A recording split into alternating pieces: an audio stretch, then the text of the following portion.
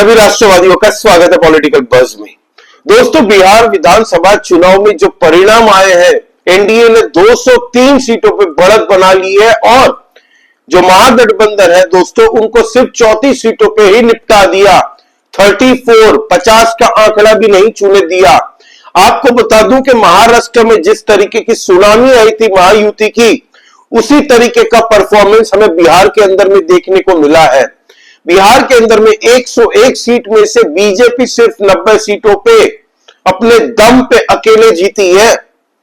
वहीं पे अगर बात करें तो जदयू ने भी कम अच्छा परफॉर्म नहीं किया भाई। जदयू ने भी 82 सीटों पे जीत दर्ज की है। तो आप समझ सकते हैं कि किस लेवल तक की चुनाव इन्होंने लड़ा है।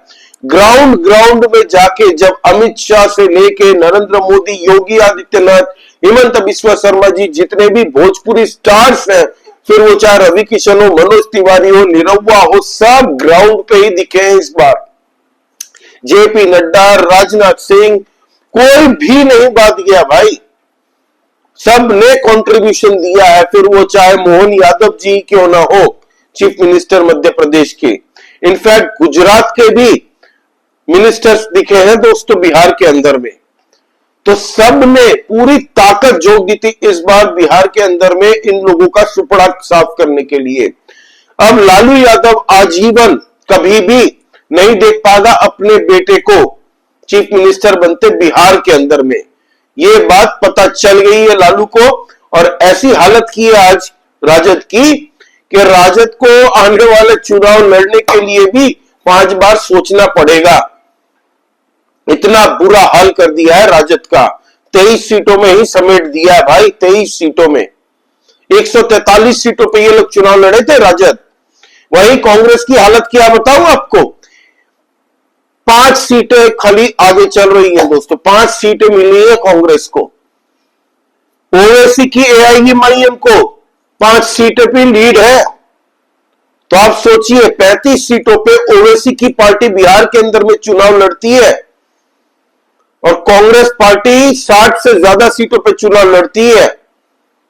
तो आप देखिए कि ओवैसी की पार्टी 5 सीटें जीत के आ रही है भाई, जबकि कांग्रेस 60 सीटों पे चुनाव लड़ने के बावजूद, नेशनल पार्टी होने के बावजूद, सारे रिसोर्सेज मैकेनिज्म इनके पास में कार्यकर्ता होने के बावजूद 5 सीटों पे सिमट गए।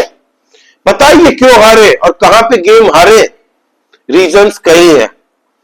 शुरुआत करते हैं दोस्तों, एक एक करके। आप प्लीज लाइक कर दीजिए and please subscribe to this channel. दोस्तों, शुरुआत करती है राहुल गांधी जी वोटर अधिकार यात्रा के नाम से। जो ये 1300 किलोमीटर का 15 दिन इन्होंने टाइम पास किया है ना बिहार के अंदर में, भीड़ नहीं जुट रही थी। इन लोगों ने तेजस्वी यादव को कहा कि तुम्हारे कार्यकर्ता को बुलाओ, एटलीस्ट भीड़ दिखनी चाहिए। न तो जो हमने शुरू किया है वो अगर बंद करके बीच रास्ते में चले गए तो भाई सुपड़ा वैसे ही साफ होना है और बेइज्जती होनी है वो अलग। इसीलिए उस वक्त में तेजस्वी यादव ने अपने कार्यकर्ताओं को कह के, मुकेश सहनी ने अपने कार्यकर्ताओं को कह के भीड़ जुटाई। फ्री साड़ियां देंगे ये सब कहते हुए भीड़ जुटाई। इन्होंने महिलाओं को हल्के में लिया था।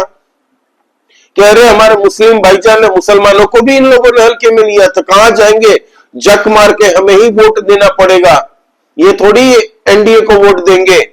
तो जाके भाई साहब वहां पे मस्जिद में भी दर्शन करके आए, माथा टेक के आए, ये और राहुल गांधी।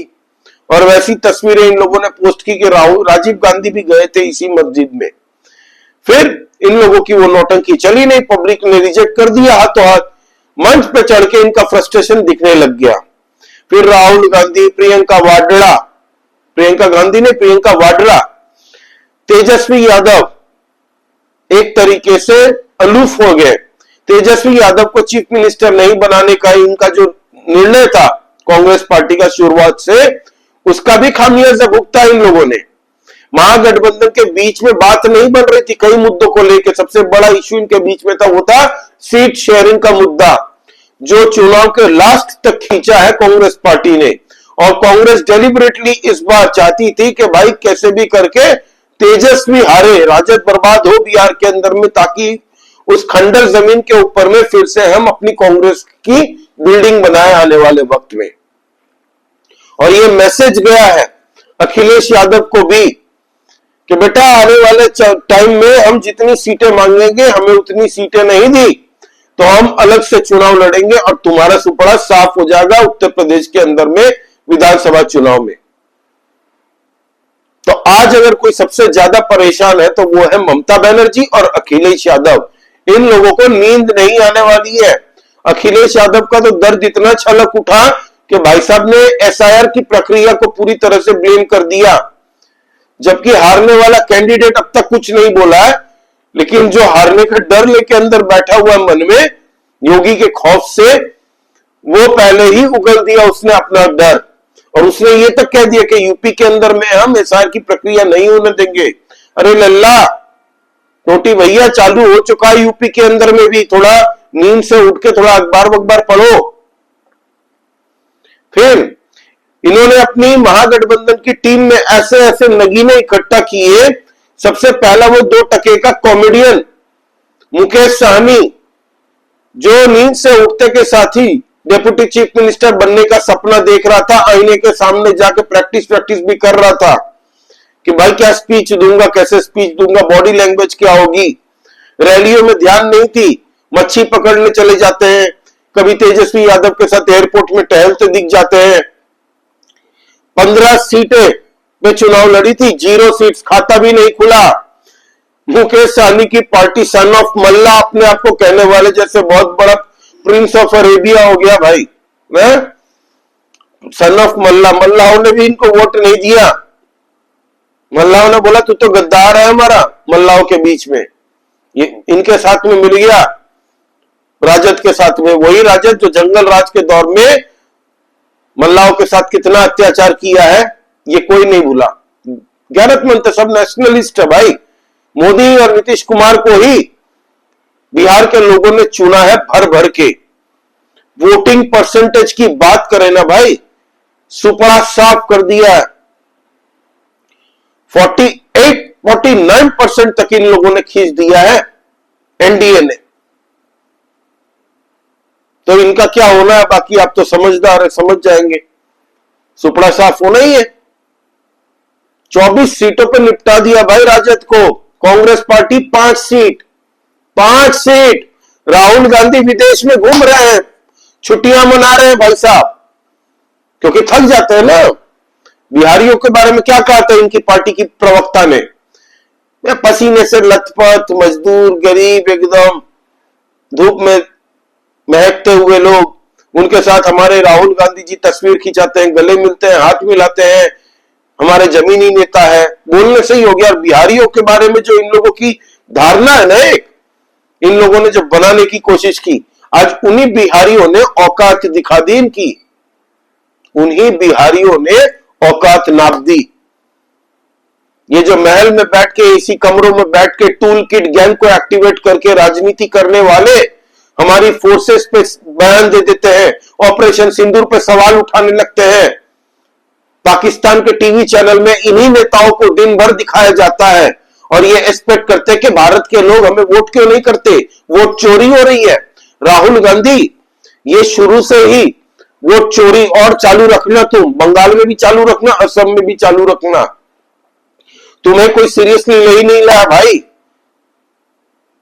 कितने चुनाव में लॉन्च करते हैं, हर चुनाव में कांग्रेसियों को पूछो तो हमारे Rahul Gandhi ji relaunch. India today का मैगजीन में भी राहुल 2.0, 3.0, 10.0। क्या मजाक चल रहा है भाई।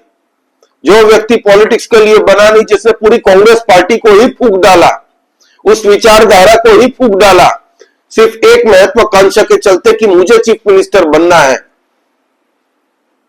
उस बंदे से ये कांग्रेसी आस लगा के बैठे हैं। ये इनके चाटुकार पवन खेड़ा जैसे लोग जब तक रहेंगे ना, इनके एडवाइजर, यही हाल होना है। कोई पार्टी इनको मुंह लगाना नहीं चाहती मजबूरी के चलते कि ये वोट ना काट दे, इसीलिए गठबंधन बनाना पड़ता है। ये जो गठबंधन बनाया था ना भाई, इंटरेस्टिंगली जब बना था ना, तब नीतीश कुमार उस साइड थे उनके साथ में। नीतीश कुमार ने ही महागठबंधन बनाया था, ये मत भूलिएगा। फिर नीतीश कुमार तो आ गए अपने घर वापस एनडीए में। भाई नेचुरल है ये। जब नीतीश कुमार की पार्टी को शुरुआती दिनों में सीटें नहीं मिली थी, उस वक्त में भी बीजेपी ने कहा था नहीं आप बनिए चीफ मिनिस्टर। और ये नीतीश कुमार को भी अच्छे से पता है। नीतीश कुमार की पार्टी ने जो भी प्रदर्शन किया जबरदस्त तरीके से, ये इसलिए नहीं कि जदयू ने अलग से प्रदर्शन किया, बीजेपी ने अलग प्रदर्शन किया। बीजेपी का इस बार वही रोल रहा है जो महाराष्ट्र के अंदर में महायुति में था, कि जदयू हो, लोजपा हो, हम हो या हमारे कुशवाहा जी की पार्टी हो, हर जगह पे बीजेपी कार्यकर्ता काम करेंगे ग्राउंड पे एक होके। जहां पे कैंडिडेट्स खड़े होते थे, एक साथ 6-7 कैंडिडेट्स आते थे योगी आदित्यनाथ जी की रैली में, कोई जदयू का कैंडिडेट होता था, कोई लोजपा का होता था, कोई भाजपा का होता था, क्योंकि टीम बन के काम कर रहे थे। और जो नरेंद्र मोदी जी की माता जी को गालियां इन लोगों ने दी थी, उसके बाद में राजद वालों ने रिट्रीव नहीं किया। महिलाओं को टेकन फॉर ग्रांटेड ले लिया। महिलाएं डट के खड़ी हैं नीतीश और मोदी के साथ, अपने फैमिली के एल्डर मान के उनके साथ खड़ी है कि मोदी जी, नीतीश जी आप आगे बढ़ो, हम आपके साथ हैं। महिलाओं ने अपनी ताकत दिखाई है। मुस्लिम महिलाओं ने भी बढ़ चढ़ के, कई महिलाओं ने वोट दिए हैं एनडीए को, और ये बात खुद टीवी चैनल्स में बैठ के डिस्कस हो रही है कि मुस्लिम महिलाओं ने भी बढ़ चढ़ के वोट डाले हैं एनडीए को, कि नमक हरामी नहीं कर रही है।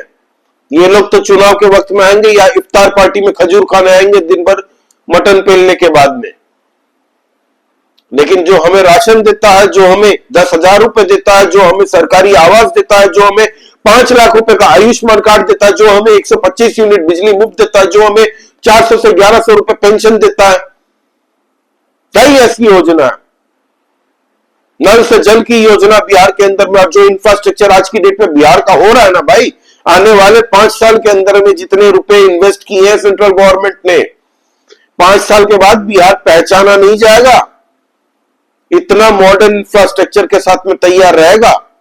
और ऑलरेडी कितनी सारी इंडस्ट्रीज वहां पे इन्वेस्ट कर रही है। कौन चाहेगा कि भाई गाड़ी हाईवे पे चढ़ा के फिर से अपने खटारे रास्ते पे उतारे। बिहार आज ग्रोथ इंजन बन चुका है, हाईवे पे चढ़ चुका है, अब वो सीधा एकदम क्रूज करते हुए जाएगा तरक्की की ओर। जो जंगल राज के टार्जन के दौर में चलता था बिहार के अंदर में, वो सबको पता है।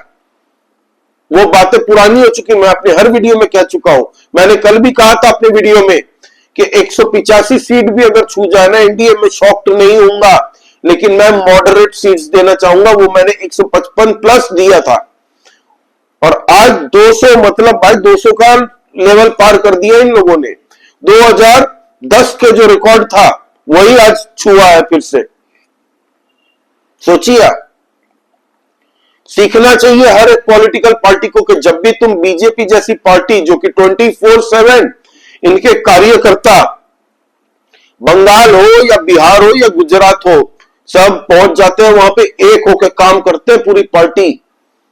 24/7 वाली चुनावी पार्टी के साथ में ये part time politician, full time traveller जैसे लोग, सिर्फ उनके नाम के पीछे गांधी लगा हुआ इसलिए सोचते हैं कि भारत हमारे बाप की बपौती है, 140 करोड़ लोग हमारे बाप के नौकर हैं, तो नहीं चलेगी। गांधी परिवार के बाप के नौकर नहीं है कोई भारत के अंदर में। इनके कई चीफ मिनिस्टर हैं, रेवंत रेड्डी, जिन्होंने कहा था कि बिहारियों से हमारा डीएनए अच्छा है। वो स्टालिन, तमिलनाडु के चीफ मिनिस्टर, जिनके बेटे क्या क्या कहते हैं सनातन धर्म के बारे में, बिहारियों के साथ में टॉयलेट क्लीनर की कंप्लेन कर दी थी, कंपेयर की थी। उनको लाते हैं राहुल गांधी जी बिहार के अंदर में प्रचार करवाने। फिर इनके दूसरे चीफ मिनिस्टरों को देख लीजिए, डीके शिव कुमार जी हो गए भाई डिप्टी चीफ मिनिस्टर कर्नाटका के, सिद्धारमैया जी हो गए, मल्लिकार्जुन खड़गे हो गए। एक स्टेट में ये लोग दूसरी बातें करते हैं, बिहार के अंदर में दूसरी बातें करते हैं। हम आते ही ये कर देंगे, हम आते ही वो कर देंगे। तो कर्नाटका में क्यों नहीं किया भाई, क्यों नहीं किया हिमाचल प्रदेश में? बीजेपी जब बोलती है तो बीजेपी के पास में दूसरे राज्यों का एग्जाम्पल है। बिहार को एक्स्ट्रा सपोर्ट की एक बार जरूरत है, बार बार नहीं है। तो वो एक बार की जो सपोर्ट है वही सेंट्रल गवर्नमेंट भी कर रही है, नीतीश कुमार भी दिन रात लगे हुए हैं बिहार को आगे करने में। तो ये हाल है दोस्तों, कई रीजंस है, डिटेल में इसकी चर्चा करेंगे कल बढ़िया से। मोदी जी की अभी स्पीच शुरू होने वाली है दोस्तों, मोदी जी क्या कहते हैं इस बारे में भी कल बात करेंगे।